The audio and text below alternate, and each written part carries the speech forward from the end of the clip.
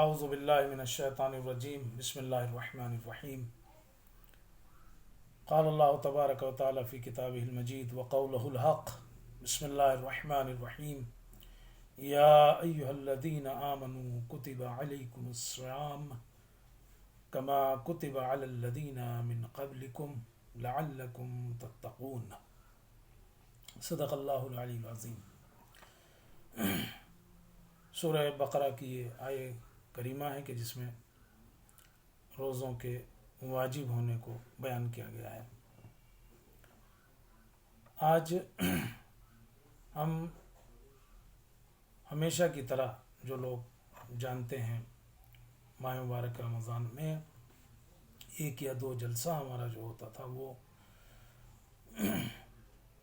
ماہ مبارک رمضان سے متعلق روزوں سے متعلق کچھ احکام بیان کرنا ہوتے تھے کہ جس کی ایک وجہ تو بالکل واضح اور صاف ہے، وہ یہ کہ بہرحال صحیح روزے رکھنے کے لیے اور جیسے اللہ نے بتائے ہیں اسی طرح سے وہ انجام پائیں، ان کے لیے مسائل کا جاننا بہت ضروری ہے، اور ضروری نہیں بلکہ واجب ہے.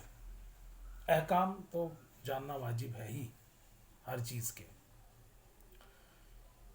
دوسری بات اور دوسرا ایک اہم فائدہ جو ان جلسات کا ہوتا ہے، احکام کا ہوتا ہے، وہ یہ کہ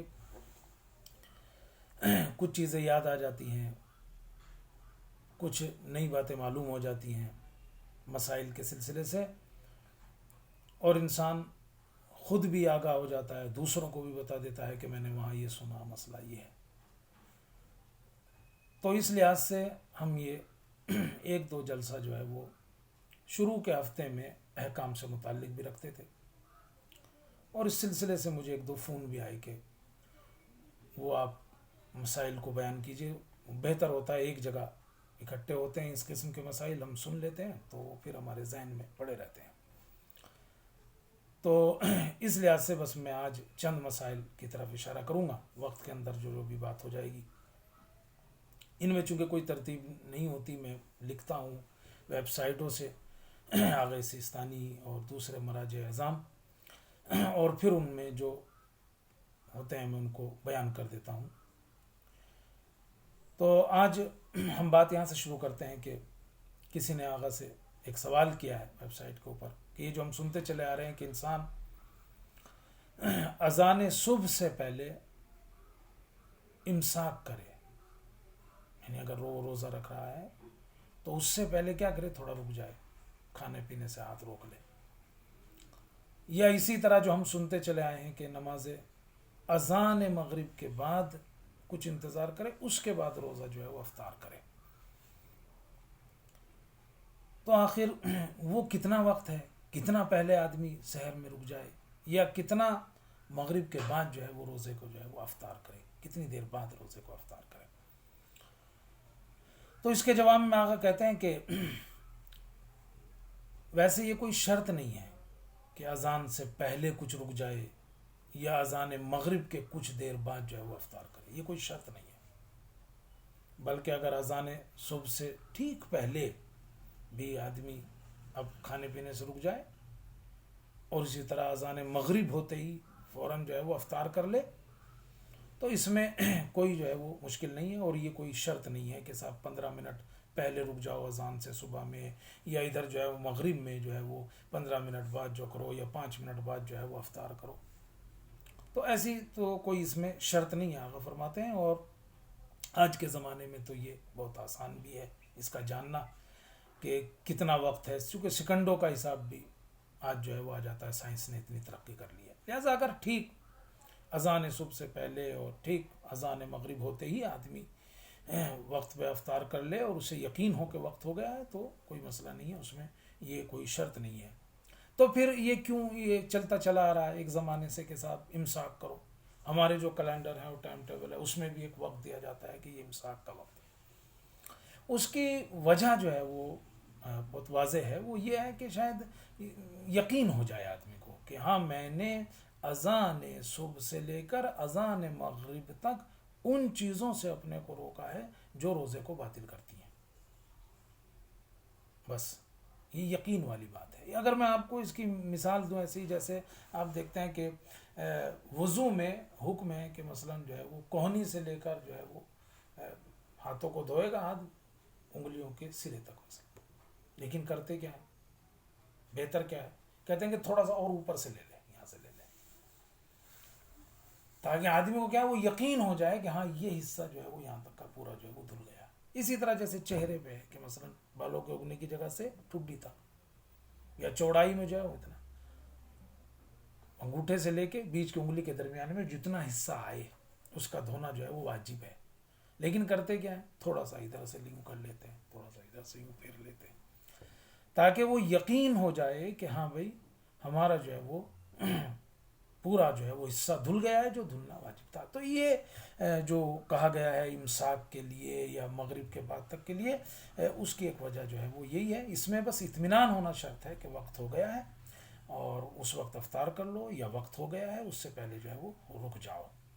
تو یہ ایک اہم بات. دوسرا مسئلہ جو یہ ہے، آغاز سے کسی نے پوچھا اگر ماہ رمضان میں اذان صبح کی تحقیق کیے بغیر سحری کھا لے، آدمی اٹھا اور نہ کسی سے پوچھا، نہ کچھ کیا، نہ کوئی تحقیق کی اذان ہوئی کہ نہیں ہوئی، اور اٹھا اور بس فٹافٹ سحری جو ہے وہ کھا لی، اور کھا کے اور کہا بس بہتر ہو گیا روزہ، اور نیت کر کے جو ہے وہ لیٹ گیا. اور اب صبح جب ہوئی تو پتہ چلا کہ بھائی میں نے جب کھایا تھا تو صبح ہو گئی تھی، تو پھر ایسے میں کیا کرے، اس کے روزے کا کیا حکم ہے؟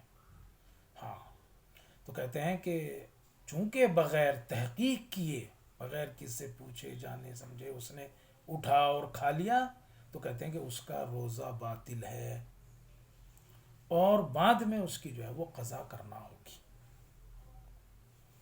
لہٰذا جب آدمی اٹھے تو کم سے کم گھڑی وڑی دیکھے کرے، پتہ تو چلے، اسے پوچھے کسی سے کہ بھائی اگر کسی طرح کا شک ہو رہا ہے کہ بھائی سحر ہو گئی ہے کہ نہیں ہو گئی، تو جو وقت ہے تو ایک بات تو تحقیق کرنا ضروری ہے، ورنہ روزہ باطل ہوگا اگر بعد میں پتہ چلا بغیر تحقیق کے رکھ لیا تھا، اور اس کی قضا جو ہے وہ کرنا ہوگی. تیسرا مسئلہ، اگر ماہ رمضان کے روزے کی نیت بھول جائے، آدمی نیت ہی نہیں کی آدمی نے، تو اگر ظہر سے پہلے یاد آ جائے ماہ رمضان کے روزے کی نیت نہیں کی تھی، ظہر سے پہلے یاد آ گیا، تو کہتے ہیں کہ اسی وقت جو ہے وہ نیت کر لے ظہر سے پہلے. لیکن اگر ظہر کے بعد یاد آئے کہ بھائی میں نے روزے کی نیت نہیں کی تھی، تو احتیاط واجب یہ ہے کہ ماہ رمضان کے بعد جو ہے وہ اس روز یعنی کہ اس کی ماہ رمضان کے تو اگر ظہر کے بعد یاد آتا ہے تو پھر اس دن کا روزہ کافی نہیں ہے اس کے لیے. کافی نہیں ہے کا مطلب یہ ہے کہ وہ روزہ مانا نہیں جائے گا، لیکن اس وقت امساک کرنا ہوگا، اسے رکنا ہوگا، وہ رک جائے گا اور کچھ نہیں کھائے پیے گا. یعنی ایسا نہیں کہ چلو بھائی ابھی تو میں تو ابھی نیت نہیں کی تھی اور میں بھول گیا تھا اور ابھی یاد آیا تو اب چلو اب کھاؤں پیوں، نہیں، ابھی رکو مغرب تک، اور بعد میں اس کی جو ہے وہ قضا کرنا جو ہے وہ ہوگی، بعد میں اس کی جو ہے وہ اسے قضا کرنا ہوگی. تو اسی لیے وہ جو مسئلہ ہے نا جس میں کہا گیا ہے کہ پورے ماہ رمضان کی نیت جو ہے وہ آدمی پہلے کر سکتا ہے، تو جیسے ہی ماہ رمضان شروع ہو رہا ہے آدمی کیا کرے، پورے ماہ رمضان کی نیت کر لے کے سامنے. ہاں مگر اس میں دیکھنا پھر کہیں ایسا نہ ہو کہ پورے ہی رکھنے پڑ جائیں نہیں، پورا آدمی پورے ماہ رمضان کی نیت کر لے، یہ بہتر ہے، اس سے جو ہے وہ بچنے کا ایک، تاکہ اس قسم کا مسئلہ جو ہے وہ پیش نہ آئے کہ میں بھول گیا تھا. اور نیت میں بھی نیت کا بھولنا، یعنی اس میں نیت میں یہ نہیں تھا کہ صاحب میں زبان سے کہنا بھول گیا، میں کہ روزہ رکھتا ہوں کل کا، یہ میں نے نہیں کہا تھا یا میں نے دل سے نہیں گزاری تھی، نہیں، اس میں ان چیزوں کی ضرورت نہیں ہے. آدمی نے اگر صرف دل میں نیت کر لیا، اب آدمی سحری کے لیے اٹھا ہے، صرف اسی پرپس سے اٹھا ہے، تو وہ ایک نیت ہے، بس صرف ایک ذرا ارادہ جو ہے وہی کافی ہے، اسی کا نام جو ہے وہ نیت ہے، اور وہی جو ہے وہ کافی ہو جائے گی. چوتھی بات، ماہ رمضان میں اگر بھول کر کچھ کھا لے، اور شروع میں تو ہو بھی جاتا ہے، تو سبھی مراجع کہتے ہیں کہ روزہ باطل نہیں ہوگا. تمام مراجع کا یہ فتویٰ ہے کہ روزہ باطل جو ہے وہ نہیں ہوگا. آپ نے دیکھا میز پہ رکھا ہے کچھ کھا لیا تو روزہ باطل نہیں ہوگا. اور ہاں اس میں ایک مزے کی بات جانتے ہیں کیا ہے؟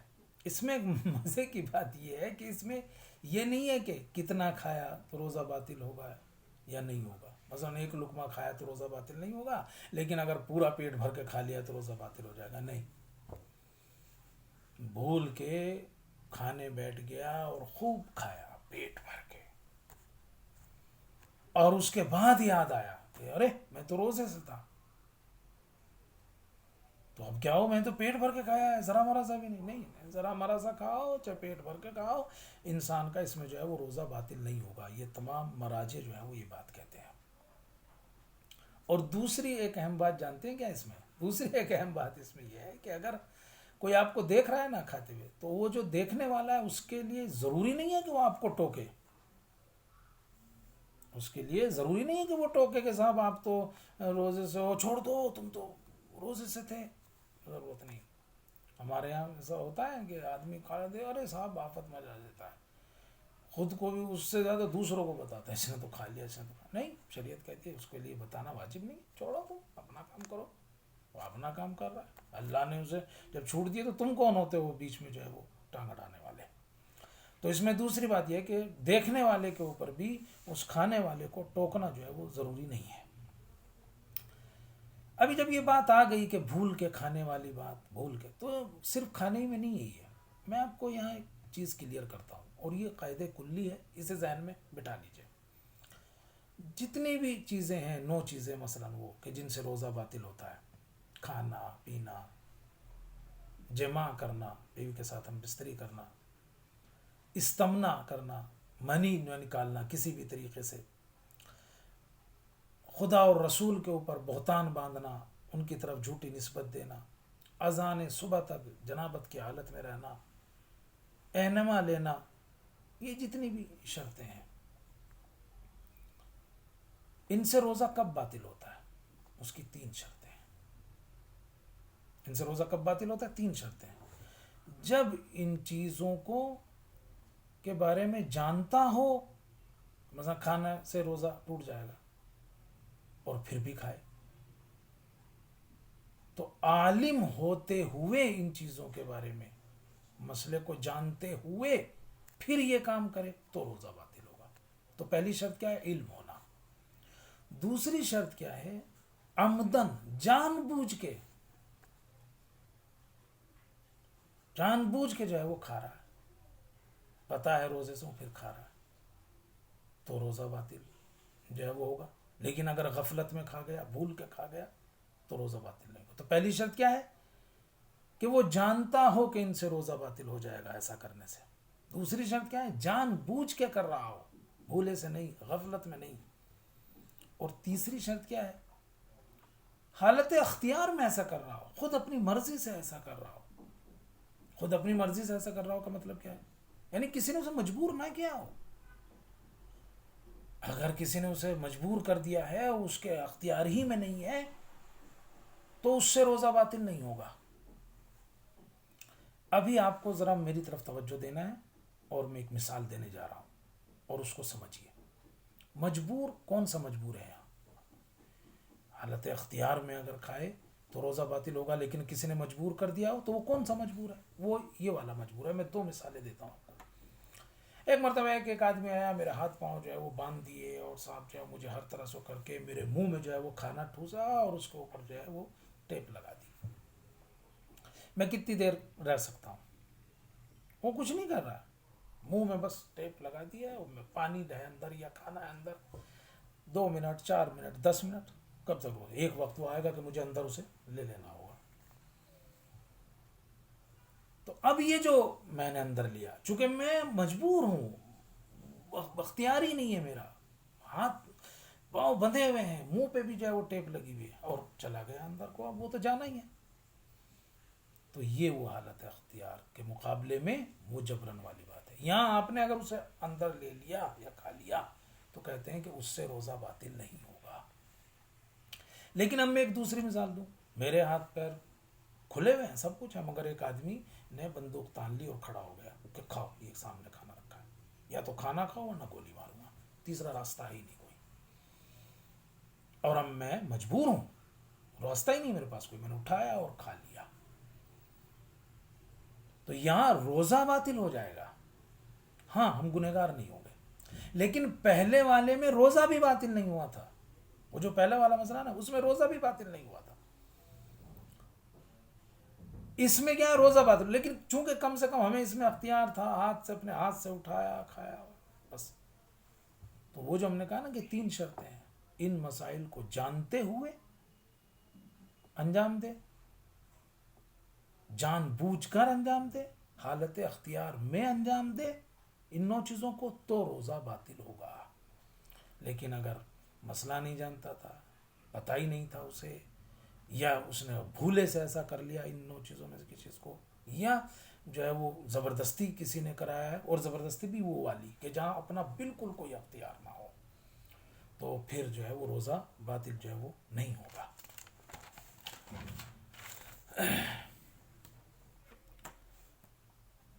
اگلا مسئلہ، روزے دار کے لیے ٹوتھ پیسٹ کرنے کا کیا حکم ہے؟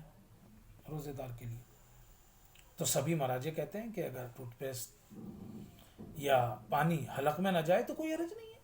آدمی اٹھائے، صبح کو سو گیا تھا سحری ویری کھا کے، اس کے بعد جاتا ہے وہ ٹوتھ پیسٹ کرتا ہے، برش کرتا ہے، تو اس میں کوئی حرج نہیں ہے، روزہ کوئی بات نہیں. ہاں اگر ٹوتھ پیسٹ یا پانی کے حلق کے اندر جانے چلا گیا تو پھر روزہ باطل ہے، اور اگر خطرہ ہے تو آدمی کو دھیان رکھنے کی ضرورت ہے، اس سے جو ہے وہ بچے، ورنہ ویسے کوئی حرج نہیں ہے، آدمی جو ہے وہ اس سے کر سکتا ہے. اگر کوئی چیز یہاں سے نیچے نہیں اترتی ہے تو پھر کوئی اس میں مسئلہ نہیں ہے. سر اور سینے سے نکلنے والا بلغم، آدمی جو ہے وہ کھانس رہا ہے یا کچھ ایسا ہوا ایک دم سے آلہ سے یا سینے سے بلغم جو ہے وہ ایک دم جو ہے وہ منہ کے اندر جو ہے وہ آ گیا ہے کسی بھی وجہ سے، اگر وہ بلغم وہ چیز جو ہے وہ اندر آ گئی ہے، تو کہتے ہیں سبھی مراجع کہتے ہیں کہ اگر حلق کے اندر نہ جائے تو کوئی حرج نہیں ہے. بڑھاپے میں ایسا ہوتا ہے، کھانسی وانسی ہو رہی ہے، بیمار ہے، بلغم ہے.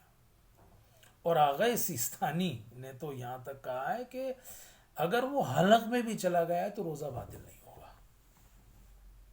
ہم لوگ زیادہ تر آغا سیستانی کے مسائل پہ عمل کرتے ہیں، ان کے فتاوا پہ عمل کرتے ہیں.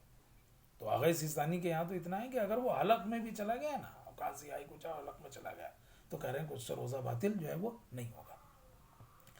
لیکن ہاں رہبر انقلاب کے نزدیک جو ہے وہ احتیاط واجب ہے کہ اسے نہ نگلے، چاہے وہ بلغم جو ہے وہ سینے سے آیا ہو یا سر سے جو ہے وہ نکلا ہو، کہیں سے بھی ہو. اچھا اگلی بات، روزے دار کے لیے انجیکشن لگوانے کا کیا حکم ہے؟ روزے دار کے لیے تو کہے گا آقا سیستانی کے نزدیک ہر طرح کا انجیکشن لگوانے کی اجازت ہے،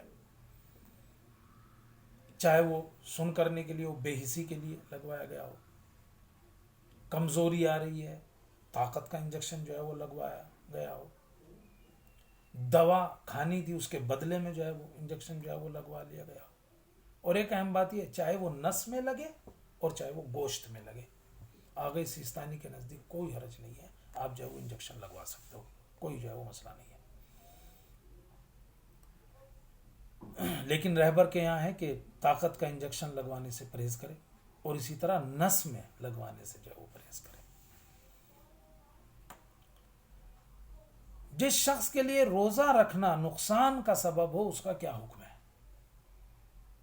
تو اس میں سیدھی سی بات یہ ہے کہ نقصان 2 طرح کا ہے. ایک وہ ہے کہ جو عقلائی ہے، سب عاقل کہتے ہیں کہ ہاں یہ واقعی نقصان ہے، ناقابل برداشت ہے، روزہ رکھے گا تو بیمار ہو جائے گا یا بیماری بڑھ جائے گی، اسے اس بات کا یقین ہے. اور عقلاء صاحبان عقل جو ہے وہ بھی یہ کہتے ہیں، تو پھر ایسے آدمی پر روزہ واجب نہیں ہے، وہ روزہ چھوڑ دے گا اور بعد میں اس کی جو ہے وہ قضا کرے گا. اور اگر پھر بھی رکھتا ہے اور وہ نقصان کا بھی واقعاً خطرہ ہے، واقعاً نقصان کا خطرہ ہے، ہلاکت میں پڑ جائے گا، بدن کا کوئی عضو جو ہے اس کو نقصان پہنچ جائے گا، تو روزہ رکھنا حرام بھی ہو جائے گا اس کے لیے.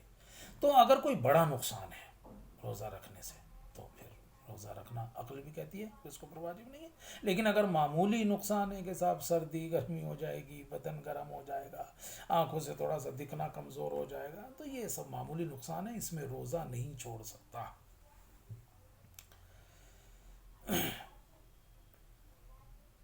کسی نے پوچھا روزے دار کے لیے دانت نکلوانا یا فیلنگ کرانا اس کا کیا حکم ہے؟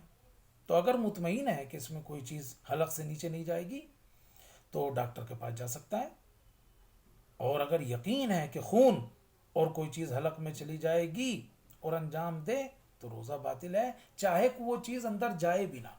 یقین ہے آدمی کو کہ نہیں جائے گی، یقین ہے آدمی کو کہ ایک چیز جو ہے وہ اگر گیا نکلواتے وقت تو اندر جو ہے وہ چلی جائے گی، پھر بھی چلا گیا، ڈاکٹر نے دانت نکال دیا، کوئی چیز اندر گئی بھی نہیں، تو اس کا روزہ باطل ہوگا، چونکہ اس نے جو ہے وہ اپنے یقین کے خلاف جو ہے وہ عمل کیا ہے. اچھا، وقت جو ہے وہ ہمارا جو ہے وہ ختم ہو رہا ہے.